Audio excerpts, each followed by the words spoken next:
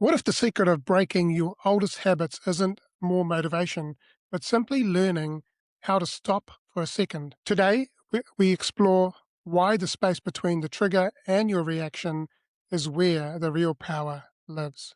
Welcome back to the Champion Mindset Collective podcast. I'm your host, Anthony Dahya. Today, we have Rob Warnock. He's an entrepreneur, a speaker whose work focuses on helping people identify the automatic patterns that influence their behavior, productivity, and outcomes. Through his framework, the pause principle, Rob teaches the real change begins in the brief moment between trigger and reaction. His message is that people are often not stuck because they lack motivation, because they are repeating patterns they have not yet learned to interrupt.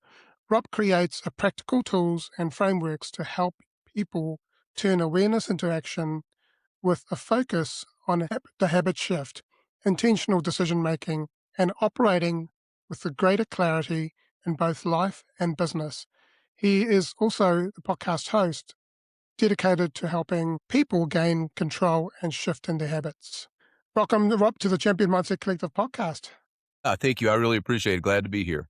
It's great to have you here. That's the topic we've been talking about today is dear to my heart because I've seen those patterns appear in my life and become aware of them and had to make changes to be the person that I'm today.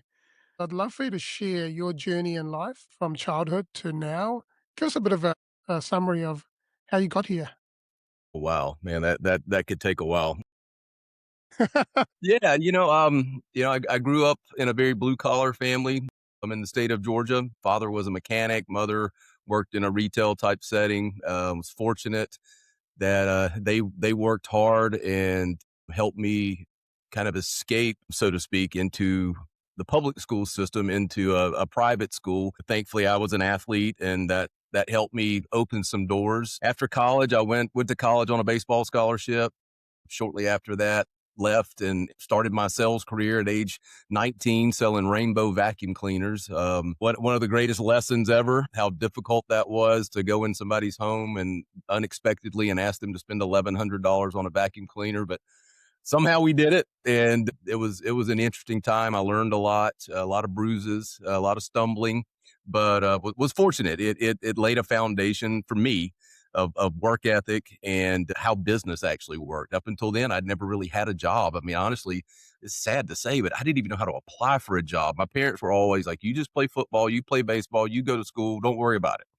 And so I came out really trying to figure out what work ethic was. I knew how to work hard for sports, but I didn't really know how to work hard for an income. And I stumbled around for a while on different jobs after the rainbow vacuum cleaner thing, trying to figure out exactly. And it's still, I'm 57 years old. I'll be 58 in December. I'm still trying to figure it out. So anybody out there who's listening and feels like, man, I still don't have my stuff together, it's okay. You're not alone. The journey is not over yet. So. Yeah, I don't think you learn at the beginning of the journey. I think you learn as you go on the journey, right?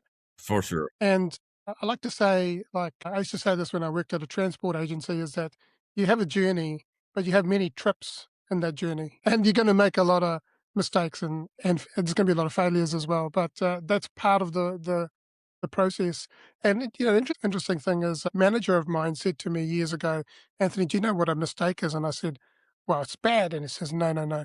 Every time you make a movie and you have a mistake, eventually you get the right take and you make a multi-million-dollar movie. So I really appreciate your sharing your journey. Now, To before, that point, my father-in-law has always said, if you turn over enough rocks, eventually you'll turn over the right one. So yeah, just keep turning over rocks. yeah, the key is not to give up, is just keep going. Rob, you often say that people aren't stuck because they lack motivation, but because they are repeating patterns. Can you explain what these patterns look like in our daily lives? Yeah, and the thing about it is, and actually this will be somewhat redundant throughout this podcast, but because I'll say it over and over again, and where it came from was me looking at myself. And so what I looked at a couple of things, and I was like, what is it that I could change, or what did I identify? And I identified two specific things in my life that needed to be altered. And I realized they were a pattern. And when I would discuss them with anyone, I would describe that pattern. Well, because it's 5 o'clock, I do this. Because it's 6 o'clock, I do this. At 7 o'clock, I do this. When in the morning I wake up, I sit in my chair, I do this. And one of those things, and again, it'll be somewhat redundant, was picking up your phone without even realizing you picked up your phone. And before you know it, you've lost an hour of time. And you didn't really, it wasn't a choice. It wasn't because you weren't disciplined. You just did it. It just happens. I think we find ourselves in those types of patterns that we don't realize are there until they cause a problem. And it Mm, could be anywhere from how you react to things or how you shouldn't react to things, to checking your phone, to pouring a drink every afternoon.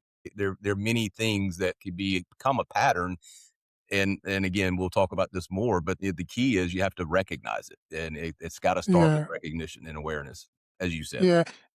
And a lot of this is on autopilot, right? People don't even realize they're doing these things. So, what are some of the common signs that someone is living on this autopilot without realizing it? Yeah, when you don't even realize that you've done it, and it wasn't a choice. I've talked to several people before, and in transparency, one of the things for me was, and a lot of the people I know is like, I enjoy a glass of wine, I enjoy a glass of this, but I should probably have less of that. And so it was, to me, it was that autopilot that I didn't really choose to go pour that first drink. I just did it because, again, it was 5 o'clock or whatever time it was. Day was over. It was time to relax. And, the second thing for me was in the morning, picking up my phone and scrolling and not having quiet time or having time to pray or meditate. And all of a sudden it's time, it's gone, and I got to get ready and go to work. And it's when we don't realize it's happening. And then all of a sudden we look at it and go, oh gosh, I've been doing this for an hour, or I did this and I'm not really sure why I did it. I didn't necessarily choose to do it. I just did it because it's what's normal for me and my patterns. Yeah, and we're not conscious about what we're doing. We're just, like you said, it's a habit that's become something that you just do.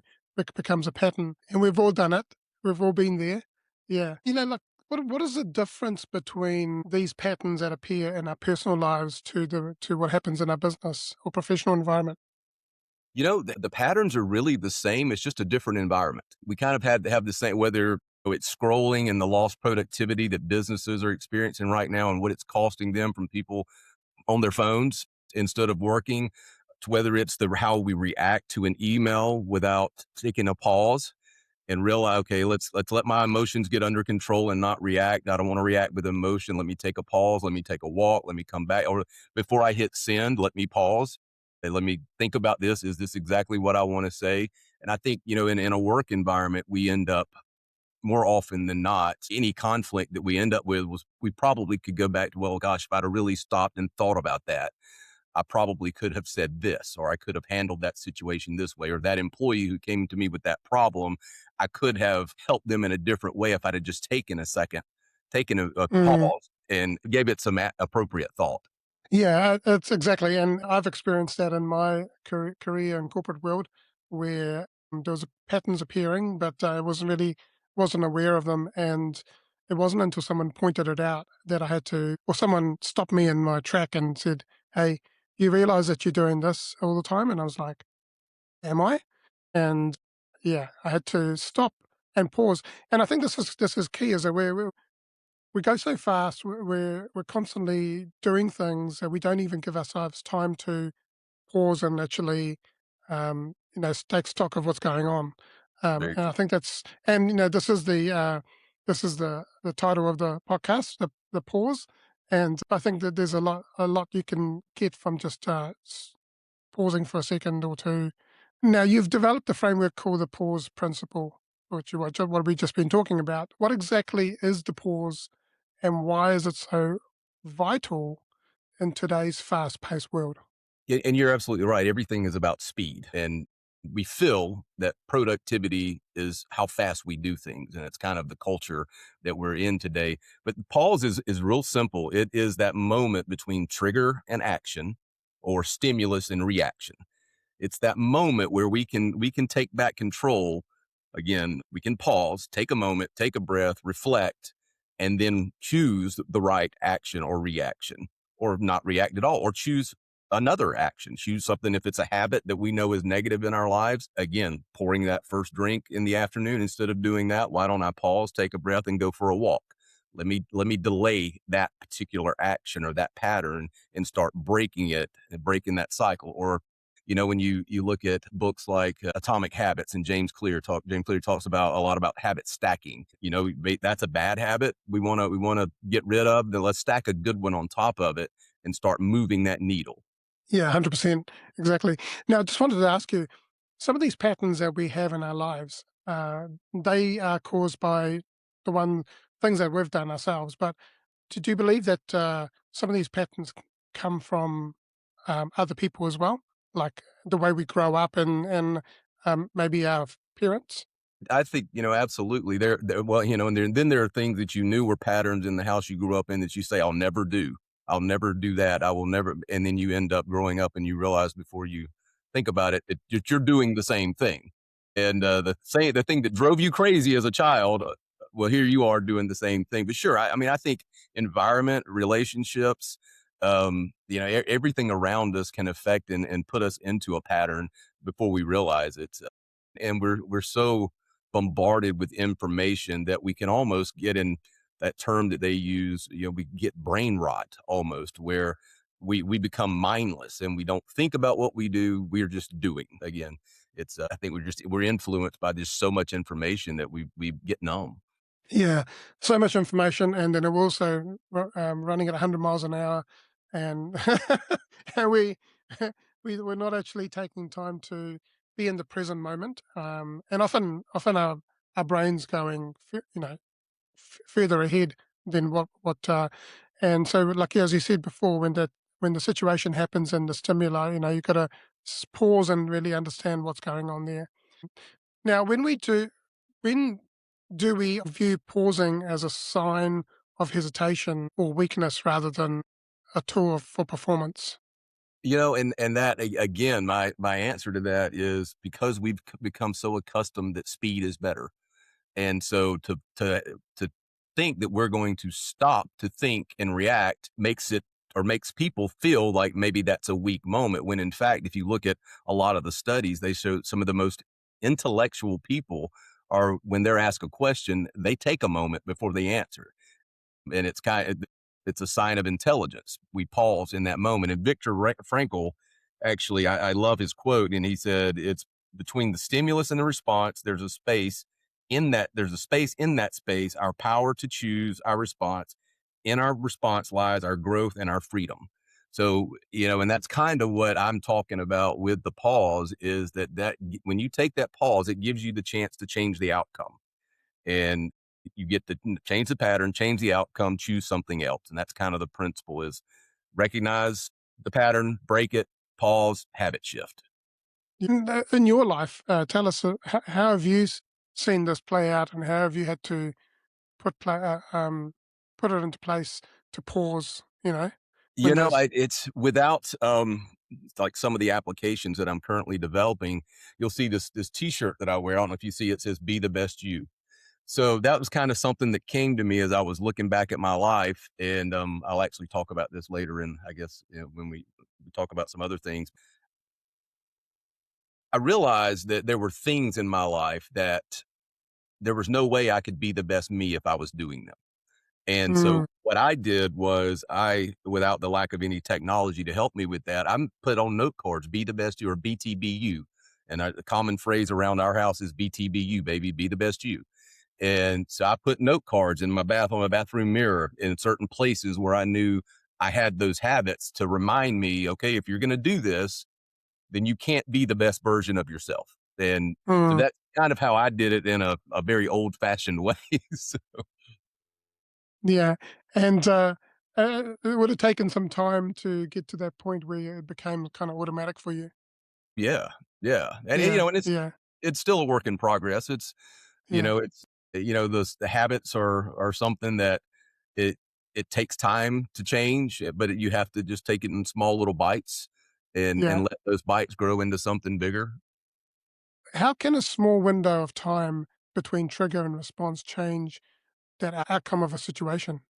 Even just a pause for a couple of seconds just allows you to reflect on whatever that moment and that choice is to determine if that's truly the choice you wanna make or make a different or better choice in that situation.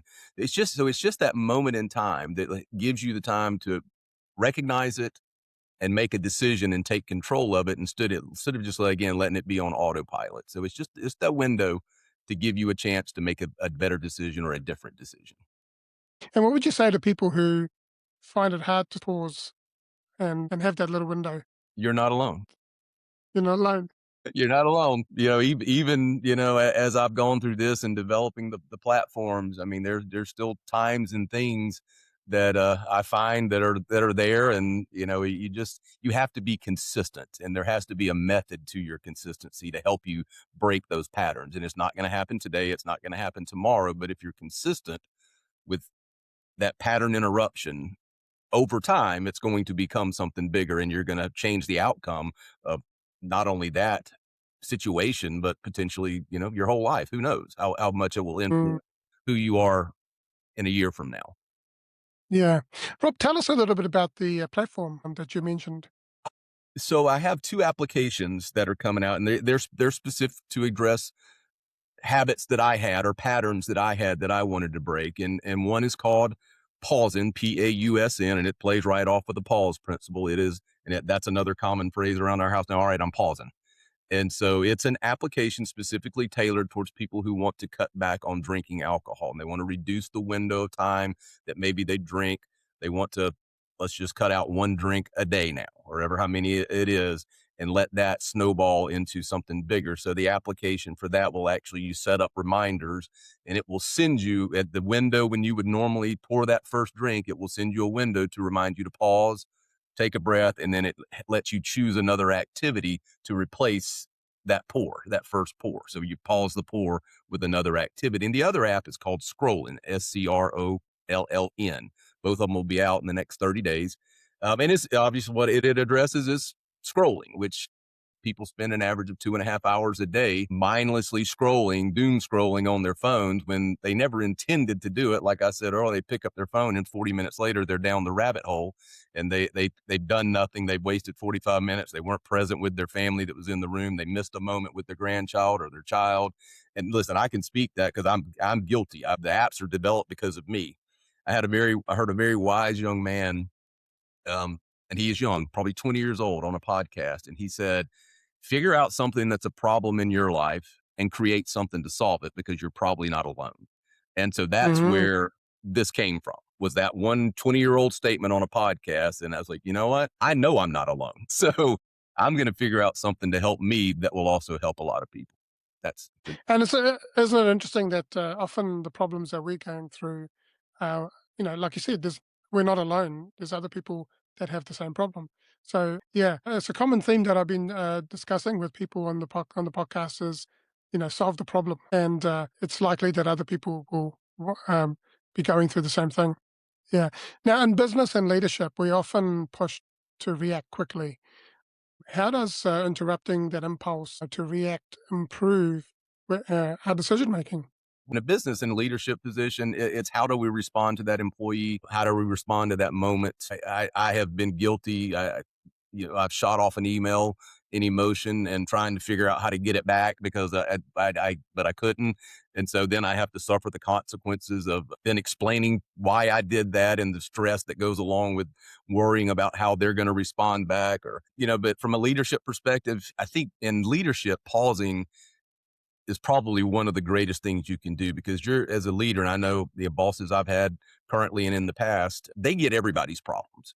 And so there comes a time where, as everyone is, you're like, I just don't want to hear anybody else's problems. So being able to take a moment, pause and reflect, think about how you're going to respond to that employee, how you're going to respond to your child, how you're going to respond to your boss, and reflect on the answer so that you can choose something that's appropriate, not hurtful, and not full of emotion and just reaction.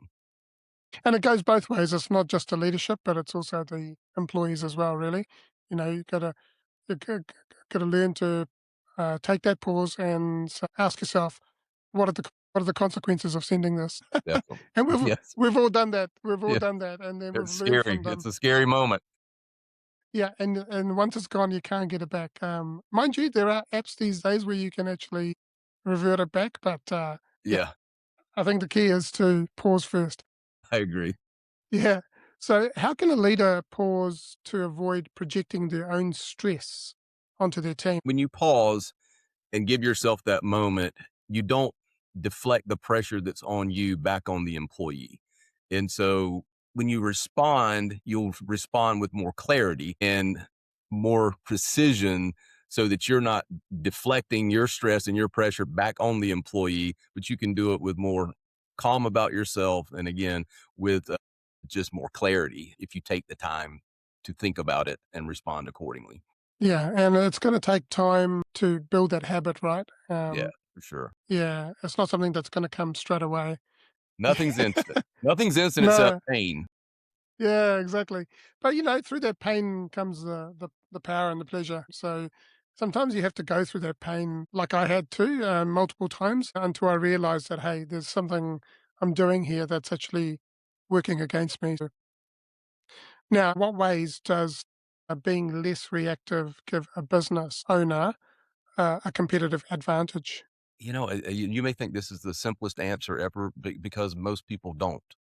And if you're one of the few who are actually taking the time to reflect and make that decision and pause and interrupt your patterns and handle people the right way because you took the time to think about how you handled them. Most people are not doing that. Yeah, as we said earlier, people are going for speed. Speed is productivity. We're running fast pace. We want to be the first to the finish line, first to answer the question, first to send the text back. And if we take that time, which most people don't because everybody wants to run fast, if you can change that mindset of not feeling like you have to be fast and first, you're going to set yourself apart from everybody else because you're going to be more methodical and thoughtful about how you run your business. And when it comes to that habit change, many people try to use like a brute force or willpower. How does the pause principle offer a different path to lasting change? And the pause principle is completely different than willpower or discipline because no matter how much willpower or discipline you have, and I believe the majority of us have a decent amount of discipline and willpower, but I know for me speaking, when I realized, okay, and my wife gets on me all the time. It's like she used to say, "Why do you have your blue face on?" Meaning I was on Facebook. And so when I identified that, my instinct was, well, I'll just delete the app. And so I did. But what happens? A week later, somebody says, "Did you see this on Facebook?" And so what do I have to do? I have to go download Facebook again. And so I go download Facebook again, and I'm right back in that pattern because I didn't break it. I just took a drastic measure to have more willpower, not even having willpower. I'm just going to get rid of it. But I didn't do anything to correct the pattern or change the habit. And what the Paul's principle does is gives you the foundation and the mechanism to change the habit, not just try to put in different fail safes and guardrails, but actually change your behavior by implementing a pause. And so willpower and discipline are great. And again, I feel like I have a great deal of that, but again, as soon as someone told me something happened on Facebook, I'm right back there again. So that's why I really believe that the app is going to impact a lot of lives because it's going to be a mechanism that will go to what's in your hand with that phone and remind you. And not, my note card was over there. I could kind of ignore that, but if the phone's always in my hand and I'm at that moment where I'm about to tap the screen and start scrolling, and I get my notification saying, "Hey, you don't want to do this right now."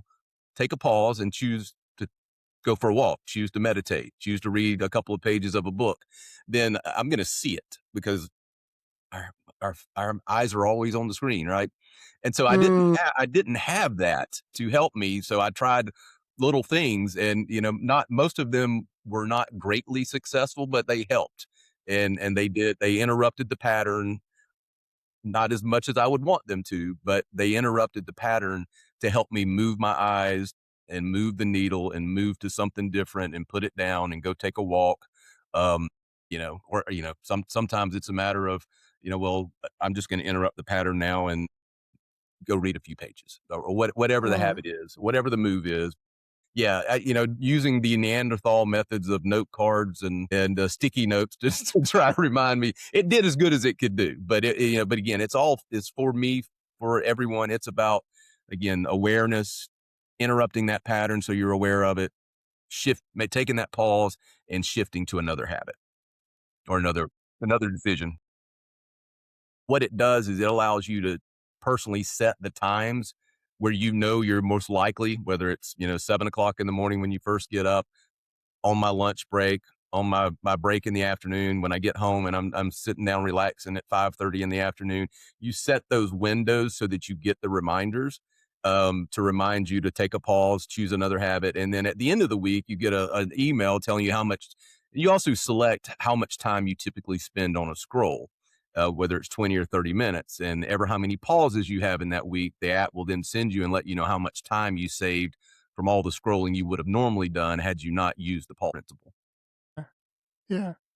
Okay, so how does the approach to move away from the traditional model of using shame and guilt to change habits? I guess according to what the habit is, I don't know. I never felt shame about my habits. I just felt like I could be better.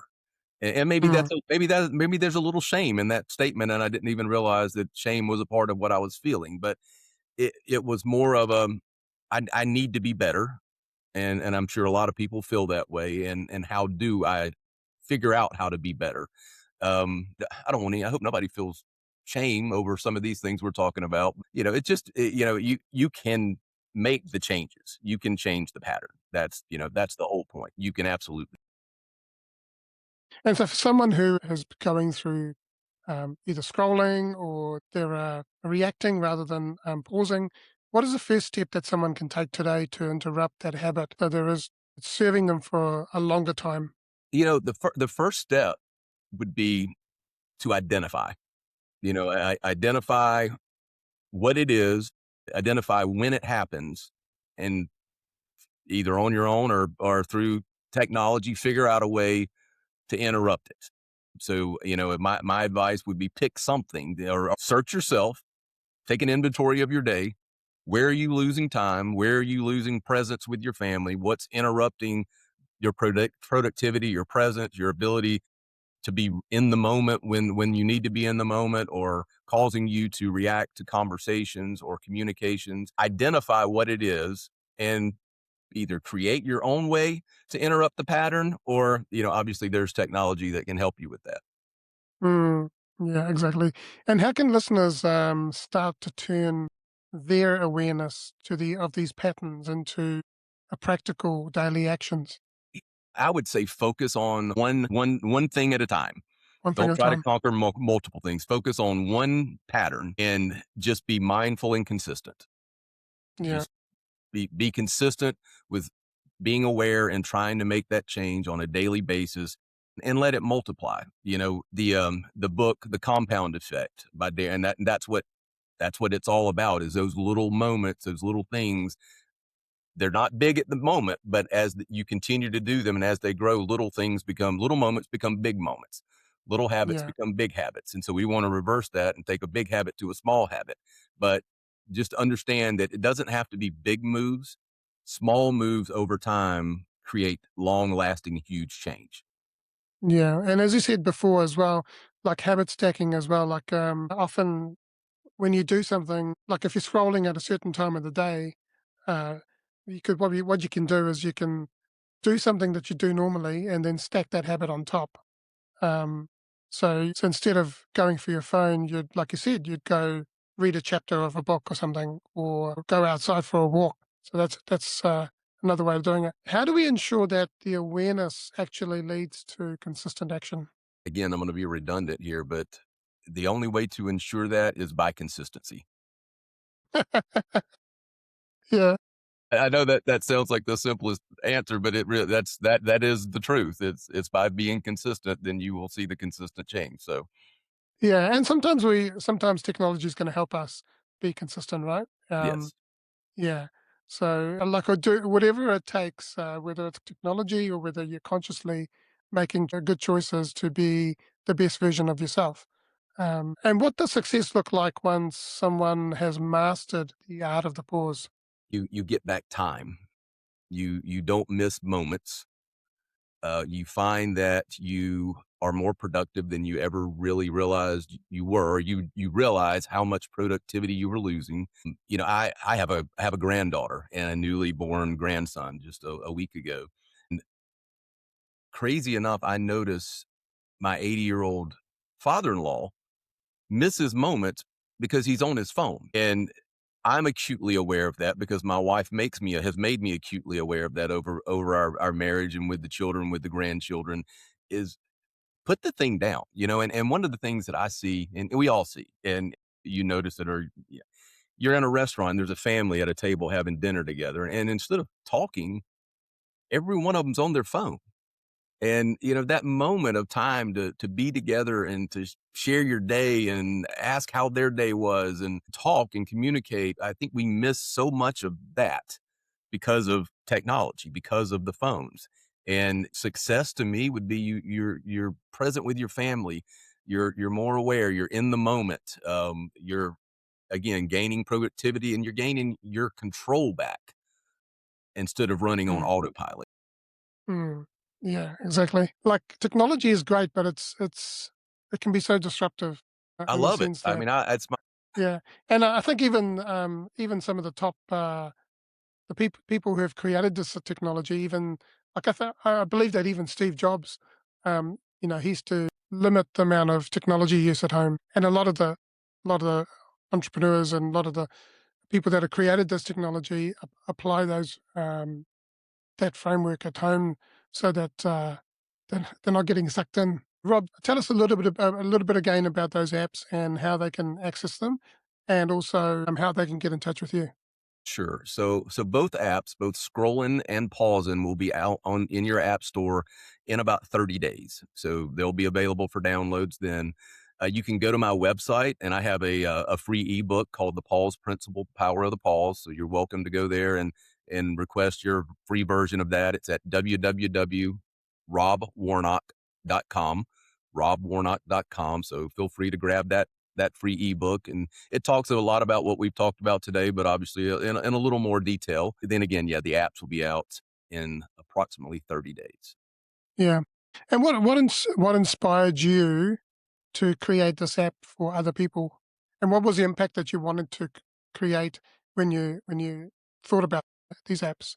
Yeah, it was again, it was identifying that I had something I wanted to change and believing that I wasn't alone in that there were other people. And then the more I started talking about these ideas to people, and they were like, "Oh my gosh, I could use that.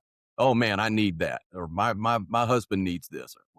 So, it's, and even as I've been kind of teasing on social media, on Instagram, I've had people that I run into in person that come up to me and say, "I saw your post. I love it. I love it. Look, I can't wait to see what this is going to do because man, we need this." So, I felt like it could have an impact. It could change a lot of people's lives. Again, it could give back time. It could create better health, long-term increase, with when you're talking about pausing the pour and cutting back on alcohol, the amount of benefits that you get from a health perspective, from, internally, emotionally, physically. We've addressed the issue of scrolling and not being present and awareness. So I felt like those were two things that were pretty predominant in the world today, and that globally there are people that are wanting to make those changes just like I was. And Mm, you can try to do things on your own, but unless you have a way to break the pattern, you're not going to change.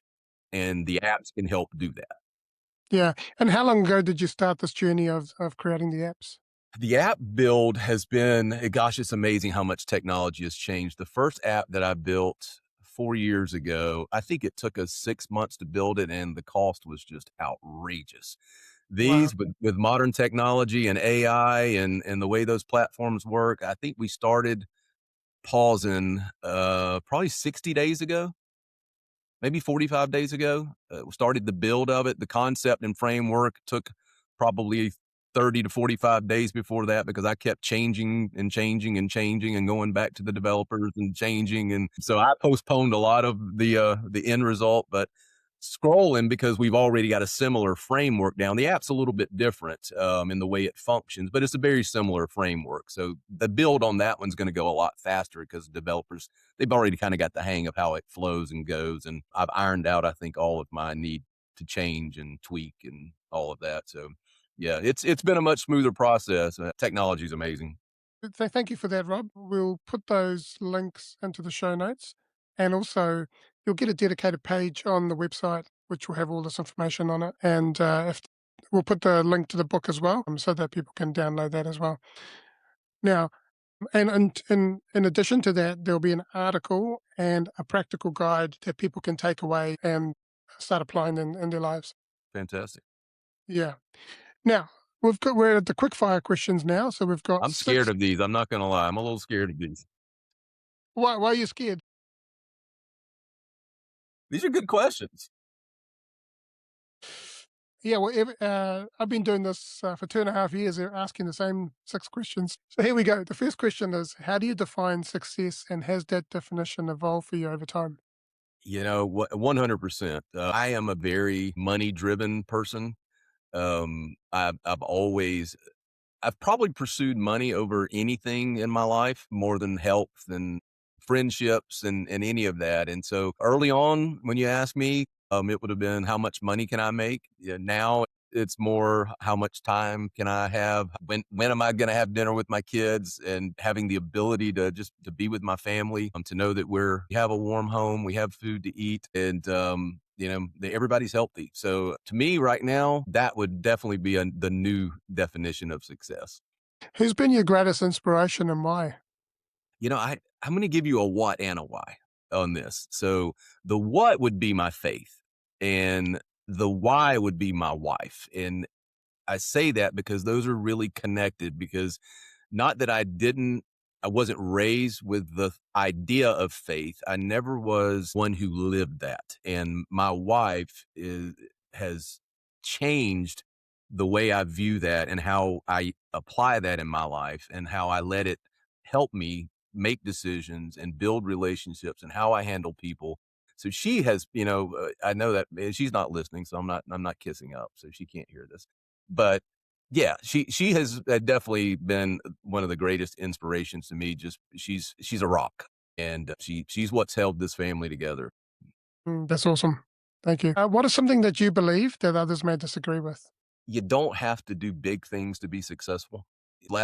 Success is how you define it, and too often I think people, including me, let the world define what success is and what beauty is, and it doesn't. You don't have to have a big moment to be successful. You don't have to have the biggest business.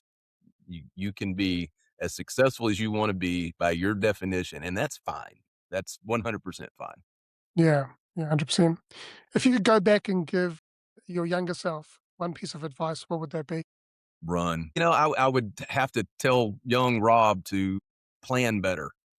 Just to plan better and understand, because we believe we've got, when you're 20, 25 years old, you believe you've got forever to do what it is you want to do. And then all of a sudden you're 58 and you're like, my gosh, what have I done? I would have been more intentional. If I had to tell me, I would plan better, be more intentional, and understand that it does really go fast. When you're young, you hear older people say time flies, and you think time's the same for everybody. It's just not true. It really does go faster when you get older. So, Yeah. What is one message that you'd like to share with the world? kind of in the same theme of the others, I had my brother-in-law has a saying, and his parents worked a career, didn't make a lot of money. And then there are other people in their lives, as he says, who've always been trying to hit a home run. And, he always says, while my parents were building their ship, he was waiting for his ship to come in. Hmm. That's something that has always stuck with me, because I tend to be the guy who's waiting on the ship to come in instead of building the ship over a period. So, my message would be, build your ship. You can also be waiting on the ship to come in at the same time, but you got to build the ship while you're waiting on the ship too. So, Yeah, yeah, as we said earlier, abs- keep turning over rocks. yeah, exactly. Yeah. Now, what does it mean to you to be a champion and have a champion mindset? Again, boy, that decision or that I mean, that thought would have changed a lot from the past till now. I think you have to know what, you have to know why, and you have to be a champion, to have a champion, you have to have the champion mindset that I'm gonna pursue those relentlessly. Yeah. What is my Yeah. what? What is my what? What is my why? And go after it with everything you've got. Mediocrity is just it's not acceptable. I lived a good portion of my life just being okay, and I don't want to finish my life being okay. So, I mean, I want to be okay, but I don't want to be mediocre. So, I would say, a championship mindset is know what you want, know your why, and go get it. Thank you, Rob. Thank you for so much for joining us today and sharing your incredible value of the pause principle. It's such a groundbreaking reminder that we have more control than we think. If we just find that small space to breathe and choose. For those listening, I'd like to encourage you that if you find one moment today where you're usually reacting on autopilot instead, I'd encourage you to really find that pause. If you've enjoyed this episode, I'd love for you to share this episode with someone and also subscribe so that we can grow this channel. It's surprising how many people view the videos but not subscribe. So help us please to grow this channel and grow this podcast and get it out to the wider world. And then people might need to hear about it. So yeah, share this message with someone who could benefit from it. Until next time, keep building a champion mindset. And lastly, I just want to say you are loved, you are worthy, champion your life, champion your greatness, and have an amazing day.